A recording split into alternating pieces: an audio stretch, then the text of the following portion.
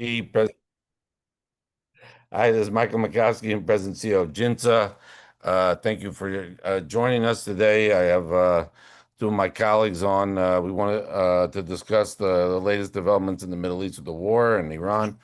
Um, I have my colleague, retired IDF General Yaakov Amidjor, distinguished fellow at Ginza, former national security advisor to Prime Minister Netanyahu, and I have John Hanna, our senior fellow, our Randy and Charles Wax, senior fellow.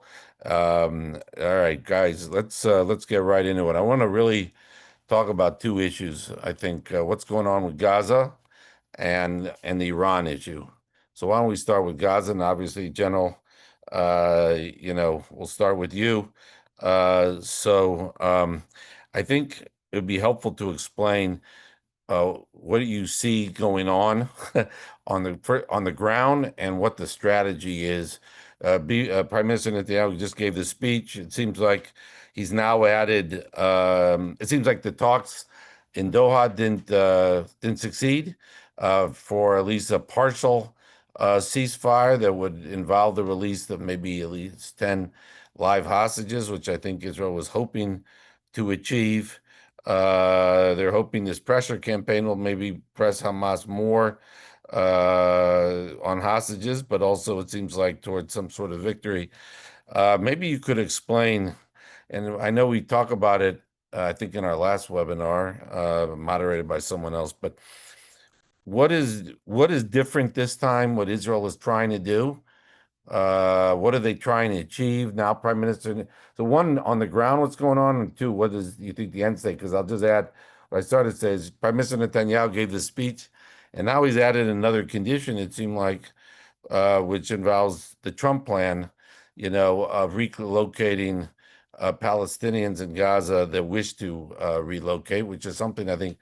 I mean, it's obviously he's talked about it, but it was a new, it seemed like, element that he's added. What's going on the ground first? What do the Israelis want to achieve?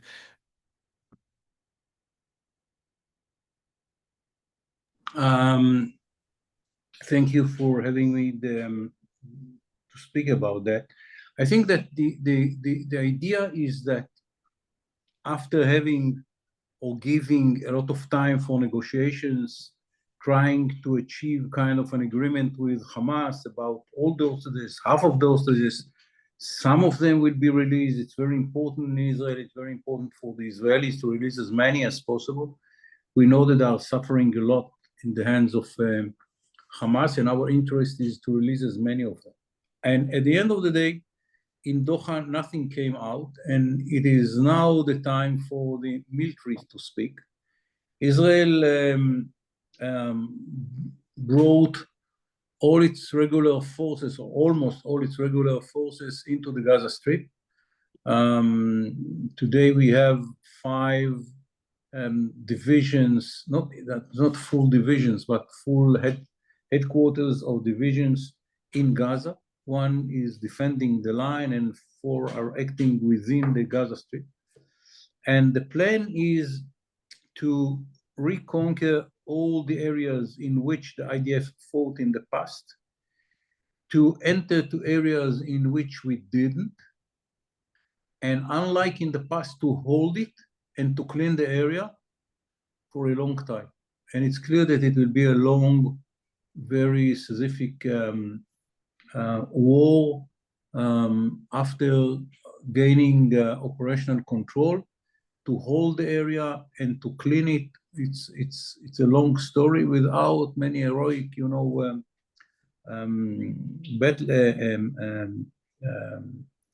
wars, less firepower, less air force, more ground forces going from one tunnel to another, from one pier to another, to find the terrorists and to kill them and to clean the area to the level in which they cannot have shelter in the future, and Hamas will be too weak to rebuild itself as the end game of this operation. So it's a long, very, very complicated war in which there are no big battles, but more very intense forces walking from house to house, from tunnel to tunnel to identify the enemy and to kill it. And the enemy itself is not anymore kind of a military organization. It will be kind of a guerrilla warfare in which little teams of 4 to 8 to 10 Hamas members will try to kill as many soldiers as they succeed to. They will use RPGs. They will use kind of putting TNT in houses and to bring the IDF soldiers into the houses and then to blow it. It's a really nasty tactic that we will have to find good solutions how to deal with. But the aim at the end is to minimize the ability of Hamas to be relevant inside Gaza.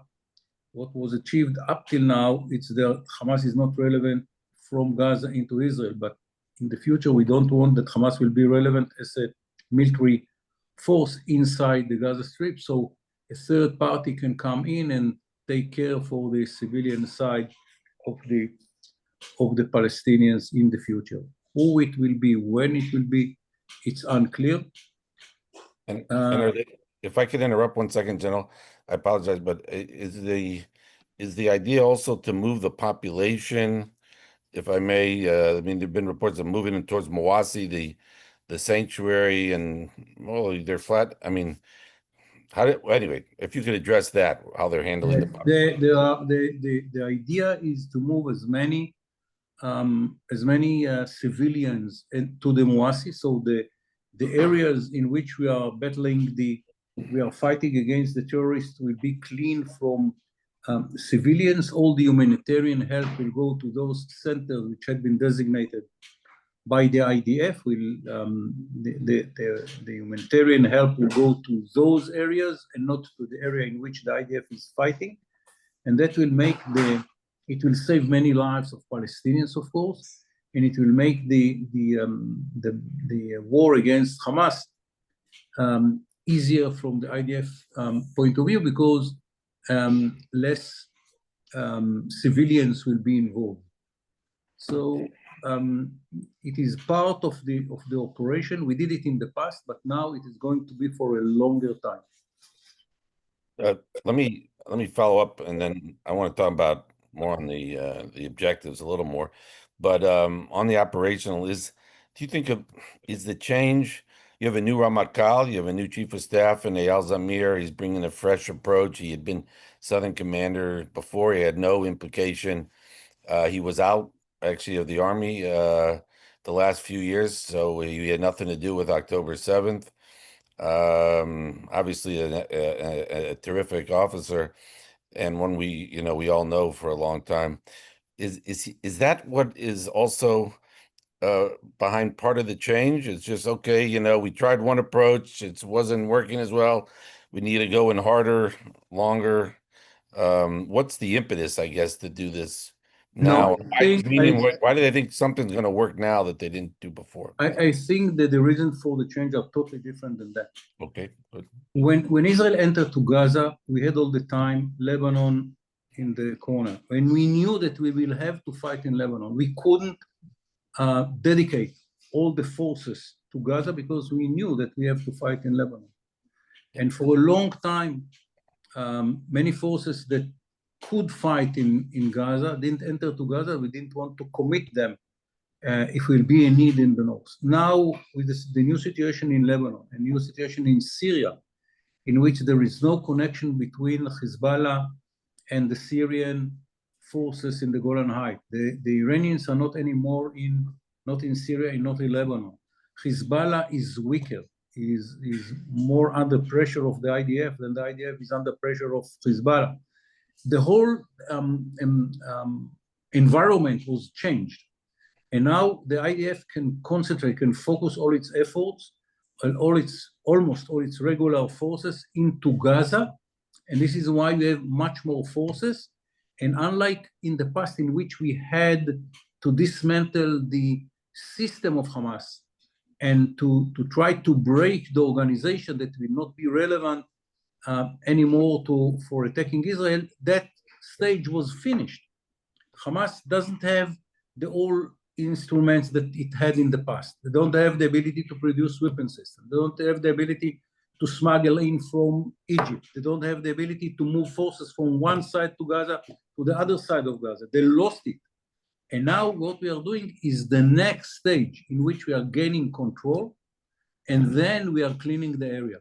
And it's totally different aims of the war and much more massive forces inside Gaza Strip.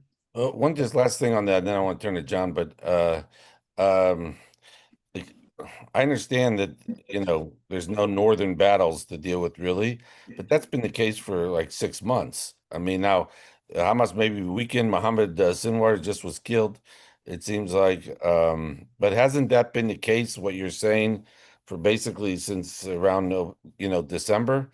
And No, we could do it earlier after the operation in Lebanon. But remember that after the operation in Lebanon, something happened in Syria. And we didn't understand what's going on there, and we have to keep our reserve ready for that. For the paratrooper brigade, for example, was in the Golan Heights till a few days ago. So we had to take into consideration both Lebanon and Syria at the beginning. Then it took some time to neutralize Hezbollah, a few months, and then we have to face the changes in Syria. And now we are free, you can say, free to decide what we are doing in Gaza. It took, at the end of the day, remember the Israeli citizens number is less than the number of people entering to Manhattan in the morning and living in Manhattan at night, and take out of it the Arabs and the ultra-Orthodox. So the whole burden is on 6-7 million Israelis. The IDF is a very little military organization at the end of the day.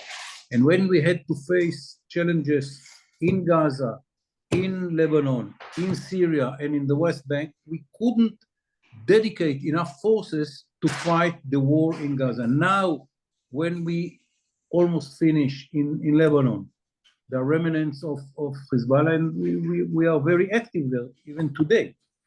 And we understand after moving the forces east in the Golan Heights, our position is much better, and we understand that we are not facing immediate threat from the new regime in Syria. So we could move the forces into Gaza and to have enough forces to do what is needed now for the second stage. The first stage was very good. We succeeded to dismantle the organization as a military system.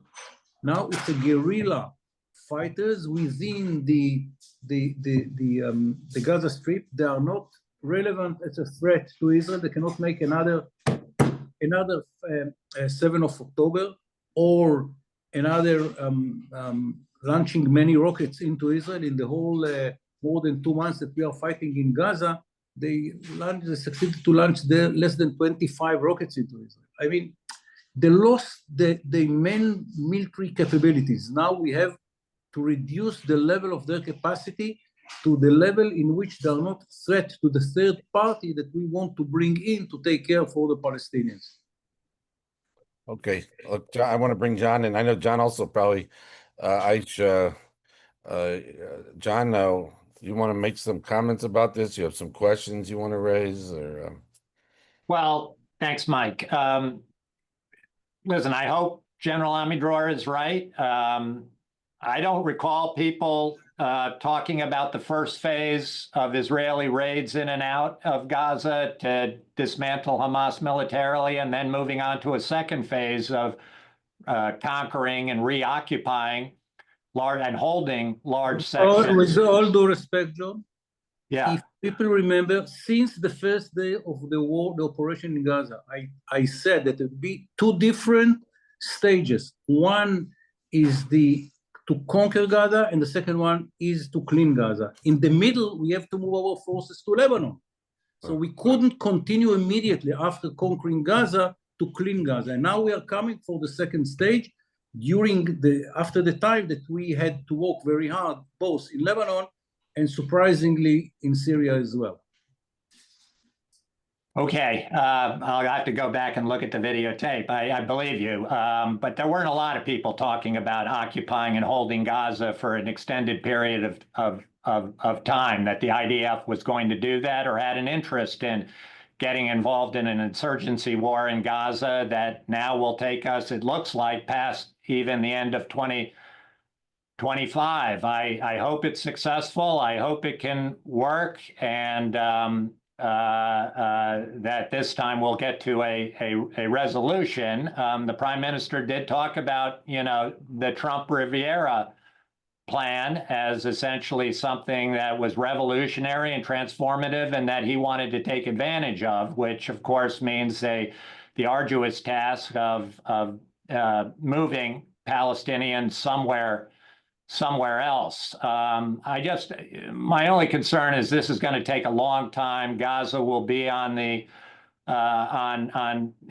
news and on people's screens, and as it has been for 19 months. And I just hope, with everything else going on in the region and the real, again, as General Amidror has said, we're now in a situation where Gaza militarily does not really pose a threat to Israel. Israel is fighting now to determine to make sure Hamas can't anymore threaten Gazans, which is an entirely noble enterprise, but I don't know if it's one worth devoting most of your army to at a time when you have Iran on the cusp of nuclear weapons and as vulnerable as it's ever been, and the prospect of potentially a pretty significant conflict against the Iranians. Hopefully that will go very quick and easy as well, but it may not, and it may be complicated, and we need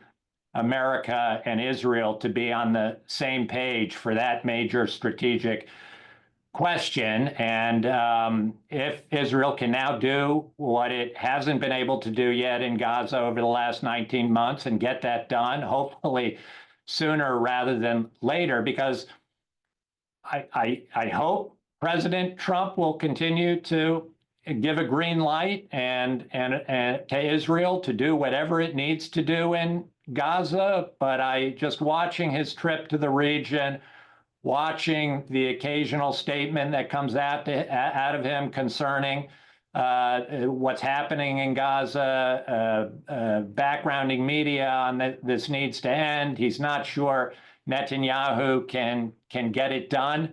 As we saw in Yemen, the thought that he was going to spend 8 to 10 months, as CENTCOM's original plan called for, to destroy the Houthis.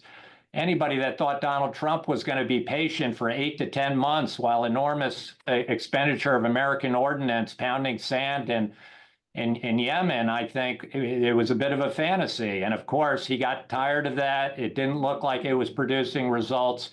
And he quite quickly pulled the plug in a way that is questionable, and certainly was questionable in terms of Israel's interests. So I do worry that there's an Israel timetable for doing what it thinks it needs to do in Gaza, and a potential American and international timetable that's not going to be quite as patient, and it will create some additional frictions in our relationship at a time when we all really need to be, certainly the United States needs to be laser focused on ending this Iranian nuclear program that far and away poses the overwhelming strategic threat to our interests, and I think to the interests of most of our allies in the region, including Israel. So I do have concerns about this operation and where it's going. I hope it's entirely successful, and again, sooner rather than later. But I just do worry about the unpredictability and uncertainty and the lack of strategic patience potentially here in Washington. If I may, two remarks. One, I agree fully with John that maybe the Israeli clock will not be identical to the American clock. But at the end of the day, Gaza Strip is 50 kilometers from Tel Aviv and 5,000 miles from Washington.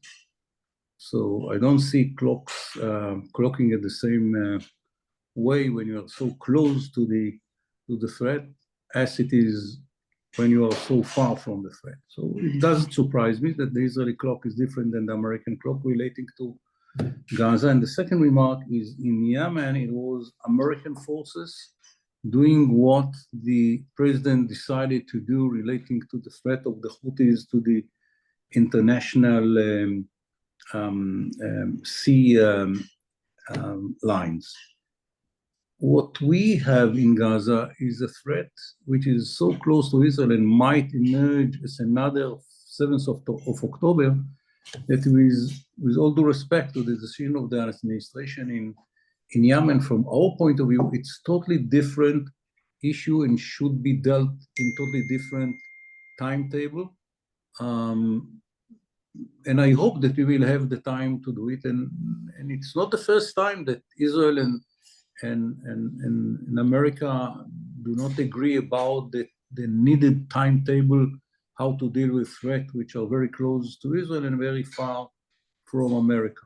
And I hope that the way will be found to do it in a way that will diminish the threat of and minimize the threat of Hamas to the level in which we can begin to speak about the day after. General, let me just tease this out a little more, if I may.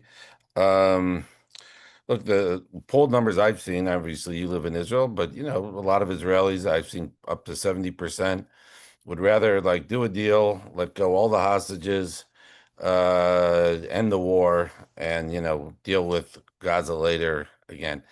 And I guess I just want to clarify from you, maybe just explain it a little more. And in your view, because obviously you said you want to make sure that Hamas doesn't rebuild, but is you're concerned that it's not just the long term, but if there is such an arrangement, like I just said, that it seems like majority of Israelis seem to want, that if it will be seen as a defeat for Israel and therefore a weakening of its deterrent posture. Is that a big concern of yours or not? I think that the Israelis, which are speaking about releasing the hostages and continue later on the war, yeah, are building a world which does not exist. Yeah. If we release all the hostages according to Hamas demand, it will be guaranteed by both America and China and Russia and the United Nations. And I don't see Israel easily breaking such an agreement. I'm old enough to remember Rabin promising that if the Palestinians will violate the Oslo agreement, immediately it will be abolished, and we didn't make it up till now. I remember Ehud Barak leaving Lebanon and promising if they do something, and till the last war we didn't make what was needed to do. And I remember Arik Sharon promising that if the Hamas in Gaza will do something, Israel will show the Hamas in Gaza what happened, and we didn't. So it's easy to forget that we promise ourselves so many times that we will leave and then we will come back if the other side will do something. That I don't believe in these promises anymore. And I think that with all the guarantors that the Hamas will have, I don't see Israel acting. And at the end of the day, we will find ourselves in Gaza in a kind of a Lebanese situation in which there is a shallow control of I don't know whom based on the agreement. Formally it will not be Hamas, but under which Hamas will continue to build itself, and we will have to face strong Hamas within 2, 3, 5. I don't know how many years. It very much depends what will be the relations with Egypt, how the Egyptians will be ready to block the Philadelphia corridor, and how they will be ready to open it, and the passes to Egypt as well, and what will happen inside the Gaza Strip. Israel will not be allowed to act there. So we have to take into consideration that this kind of a picture that so many Israelis are painting for themselves as release the hostages and then we will show Hamas. This situation does not exist, and I think it's self promises that cannot be fulfilled. I'm sorry, one more follow-up on that, and then I'll turn to John. I just want to just clarify, if there was such a deal, because look, I remember this war has been going on obviously since October 7th. We have a number of webinar discussions, as well as private ones. One of your biggest concerns was, if I recall, Israel had to go south first with ground forces, not north. You wanted to restore a sense of deterrence that got shattered on October 7th, and that meant destroying Hamas. If there was such a deal, setting aside what you just said about Hamas will rebuild, just set that aside for 1 second. I'm not disputing, I'm just setting aside. Is that if there was such a deal, all the hostages, end of the war, for a promise to Israel, Israeli promise to itself that they'll go back in, what would that do? What would be the state of Israeli deterrence if that happened? Would it have any impact, or would it have a big impact if such a thing happened? I don't know. Deterrence is something which is a mysterious situation. Yeah. I don't know after what we did to Hamas and what we did to Hezbollah and what we did to Iran. I don't think that the deterrence of Israel will disappear because of this agreement. No question that strategically for the Middle East, it's a bad situation. Muslim Brotherhood extremists will claim that they succeeded to stand against Israel. They hadn't been alienated by Israel. At the end of the day, Hamas will control Gaza again, and with all the bad conditions. I don't see for the Palestinians it will be a disastrous situation, because I don't see Israel allowing anyone to bring something to rebuild Gaza when Hamas is still controlling Gaza. So the Palestinians will be doomed to live their miserable life, I don't know, for eternity, because if that area will be under control of Hamas, and that will be probably the result of taking the first option of releasing all the hostages and let Hamas to control Gaza. I don't see Israel allowing anyone to bring. I don't see anyone who will be ready to come in and to invest and to fight against Hamas. So it will be miserable for the Palestinians. It will be horrible. John, I know you want to jump in on this. Yeah, it's probably too long to go into. I think you can't construct alternative universes in which Israel would maintain a right, even with the end of the war, to do the type of thing it's doing in Lebanon, that it's the enforcer of last resort. If the whoever becomes in charge in Gaza nominally, some group of Arab states, together with some sort of transitional non-Hamas government, that there's going to have to be an agreement. As General Amidor said, Israel's not going to tolerate Hamas rebuilding anyway. So whether or not it's barred from doing it, but if there's an agreement with the United States, I just think Israel has real leverage after October 7th to negotiate a set of arrangements in Rafah, how it defends its borders, the kinds of intelligence agents it should be running inside of Gaza now that it didn't run before October the 7th, and whatever agreement it's got with the Arabs and others on demilitarizing and moving to some, that there are ways this can be constructed. It's very complicated, it's difficult, it's messy, but it's not necessarily Hamas will return and be a threat to Israel again of another October 7th in 2 to 5 years. I did want to ask General Amidor one question of whether a good colleague and a very smart watcher of the Arab world and the Palestinians, Ehud Yaari, wrote an article this week in which he held out that he believes the circumstances might be such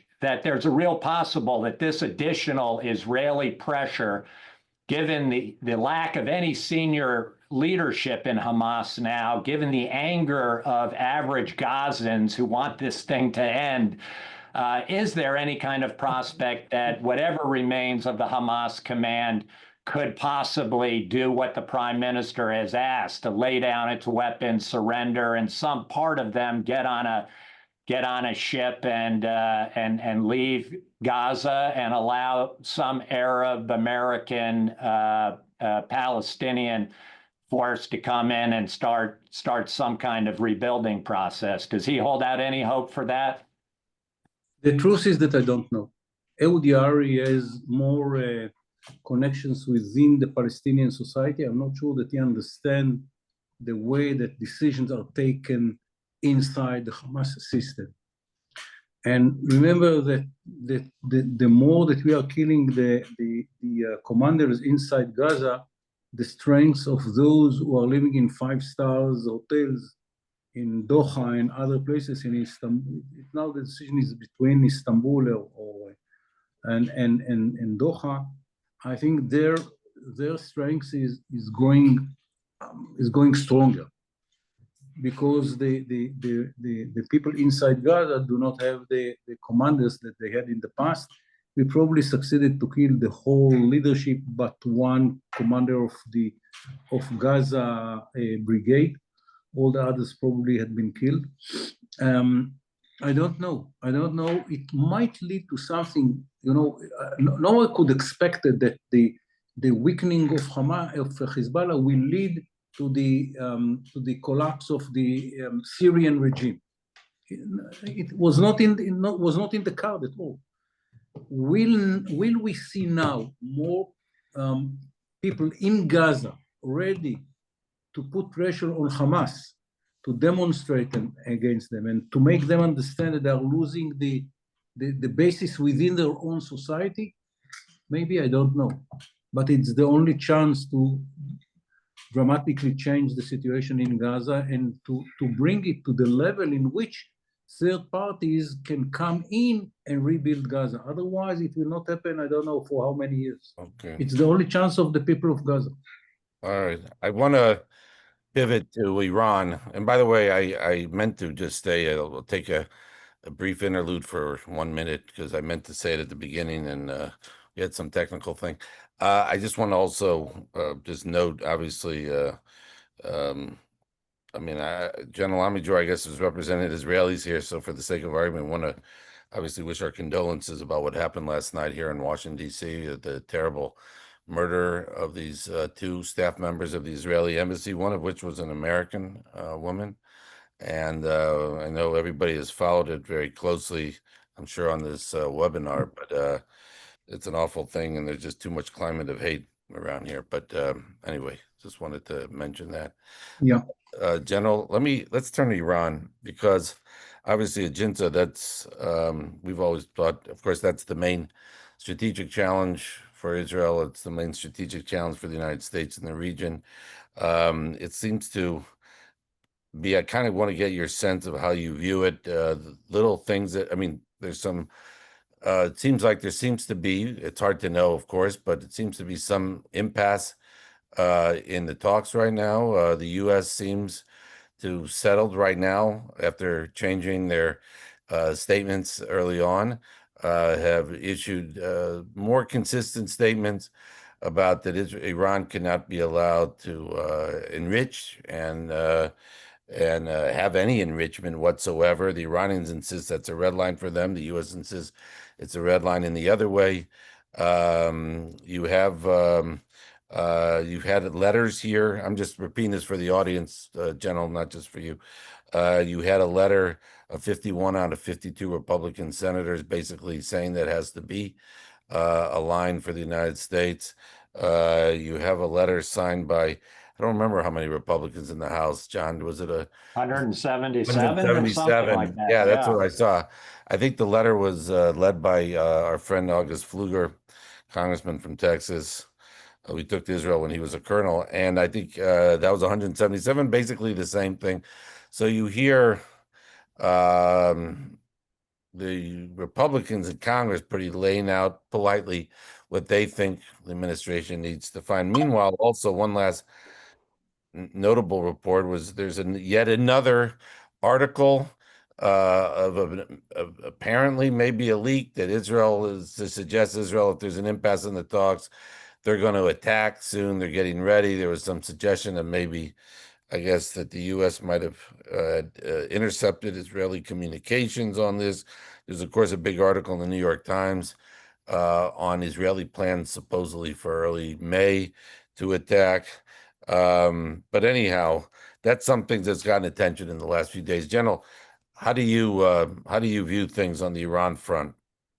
I think that if the American administration doesn't want to repeat the fiasco of the Obama agreement, they must be very determined about two things. There are other issues, but these are the most important one. First, to export outside Iran all the enriched uranium that they have now for 4-5 bombs, and they need, I don't know, a month to finish the enrichment, and to stop the enrichment, because we could see now what happened when Iran has the ability to enrich. They can get very easily to the point in which they have enough enriched uranium for few bombs, and then to stop them is almost impossible. This is the basis for any good agreement. And as we are saying all the time, we don't want a war against Iran. We prefer a good agreement. But from our point of view, a bad agreement is worse than not having an agreement.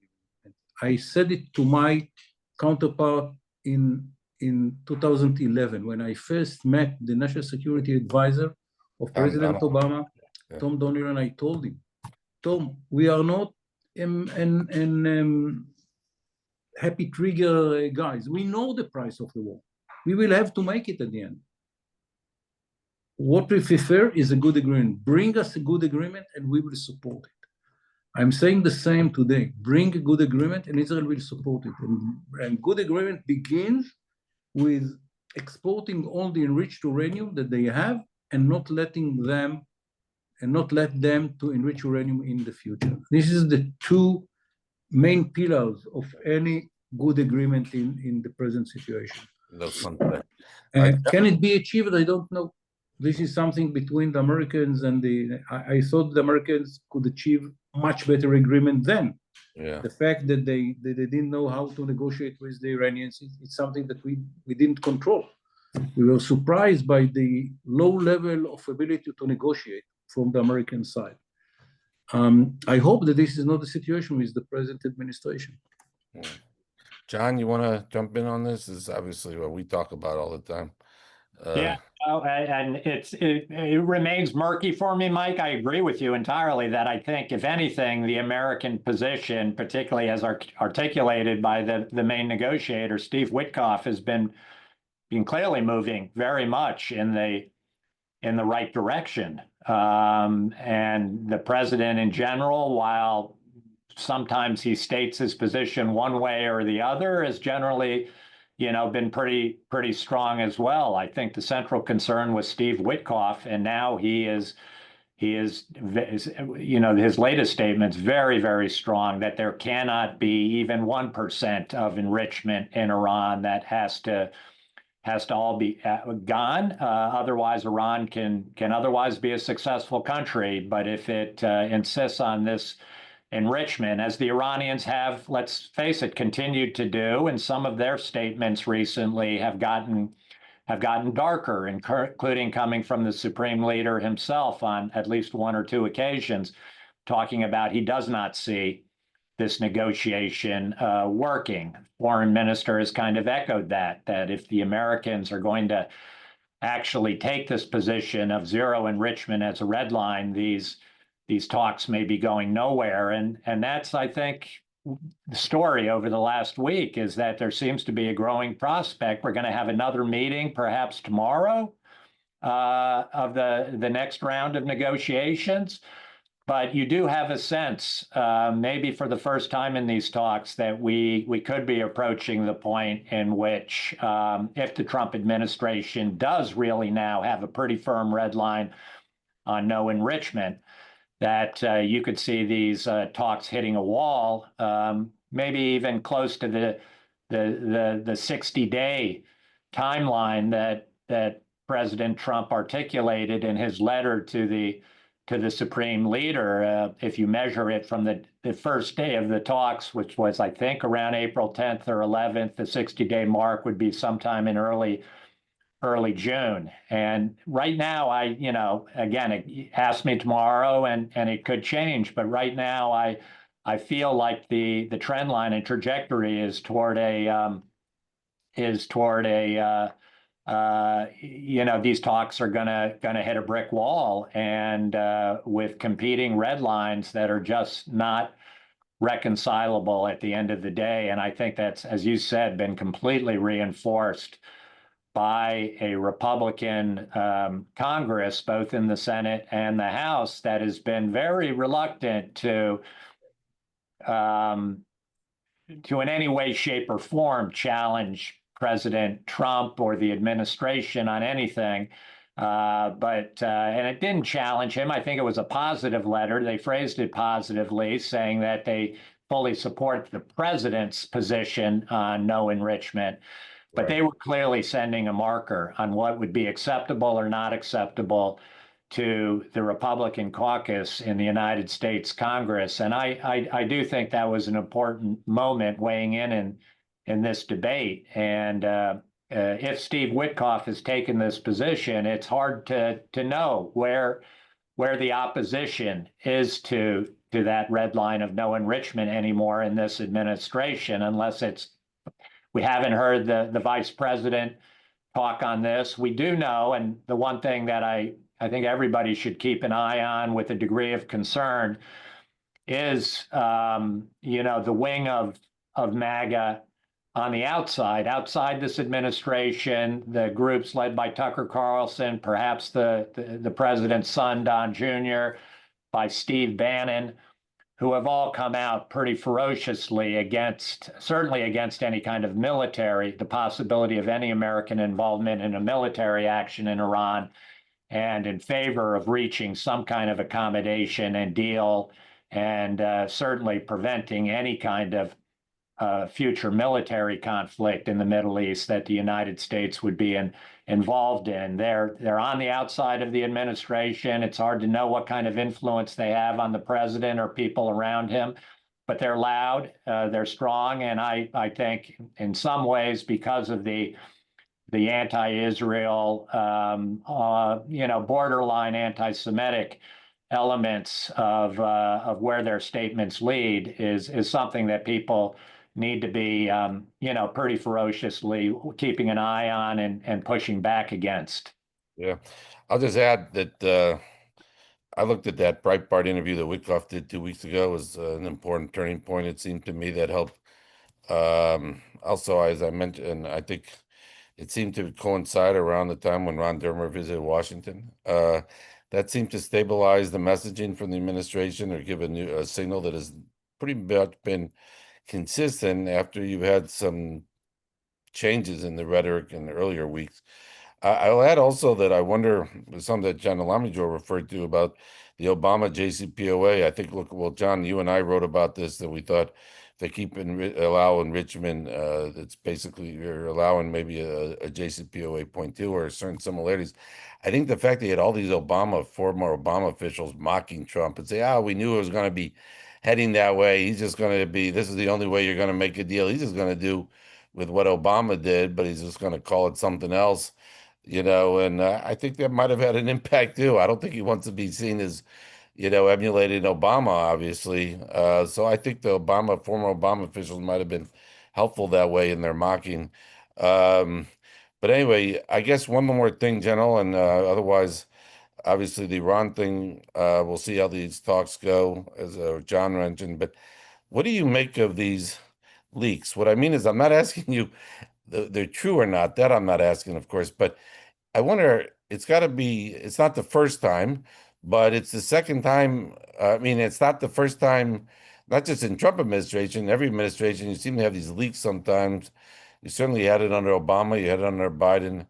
It's like the second month in a row where you're having these so-called leaks about Israeli so-called alleged plans to attack. I don't know, might not have any impact on Israel, or it could be rather disconcerting for the Israelis to I think it's a good question for those who are living in Washington or pretend to understand Washington way of action. It's bad for Israel, but during the years we learned to live with administrations. It's not the first one, which are leaking a very sensitive information. It happened in the past, it happened in the present. I hope that it will not happen in the future, but why and how, it's a question for those who pretend to understand Washington, not myself. Yeah. Okay. All right. Any final comments? John, I'll ask you. Do you have anything you want to add to what we talked about No, today? the only thing, I mean, obviously, the thing that I'm always keeping an eye on is the U.S. force posture and presence in the Middle East. We obviously had an extraordinary buildup around the Houthi operation, but it was, of course, connected explicitly by the president to Iranian activity in the region, and their support for the Houthis and the possibility that they would be held accountable if the Houthis continued some of their activities. A lot of B-2s in Diego Garcia with all the supporting aircraft, lots of anti-missile capabilities coming in across the region to Israel, but to other countries as well. Really, for the first time in a long time, establishing a truly credible American military threat as part of the maximum pressure negotiating effort against the Iranians to get them to surrender that nuclear deal. The B-2s are now gone after the Houthi operation. They've been replaced by a smaller number of older B-52s with some supporting aircraft. But you know, there's always going to be pressure on the United States, given the limitation of our entire force structure, pressures from other theaters, particularly in the Asia Pacific, where we've moved some assets temporarily for this latest cycle through the Middle East, and I'll be watching closely to see what happens to that really genuinely credible American military presence in the Middle East. That would be obviously very useful in the event the United States actually decided to support and join Israel in being as effective as possible if we're forced into a position where we need to take kinetic action against the Iranian program. By the way, I had the B-52s carry those 30,000-pound. They're the only other planes that really could carry those 30,000-pound bunker busters besides the B-2s. I'm sorry, General Amidjor, you were saying something. You were muted, so I'm sorry. Yeah, I don't know how the decision of the administration to stop the operation in Yemen will be accepted by the Iranians. In a way, it's a signal of situation in which the Americans are not strong enough to continue a long operation. It's a very bad signal for the Iranians and the Middle East, and I hope that decision will not be counterproductive in the whole negotiations with the Iranians. Okay, yeah. Okay, I want to thank everybody for joining us today, and particularly our speakers, General Amidjor and John Hanna. Thanks for taking the time. It's a little later there in Israel than it is here. We wish you a good night over there, General Amidjor. Thank you very much. Good night. Thank you very much. Laila Tov. Thank you very much. Bye.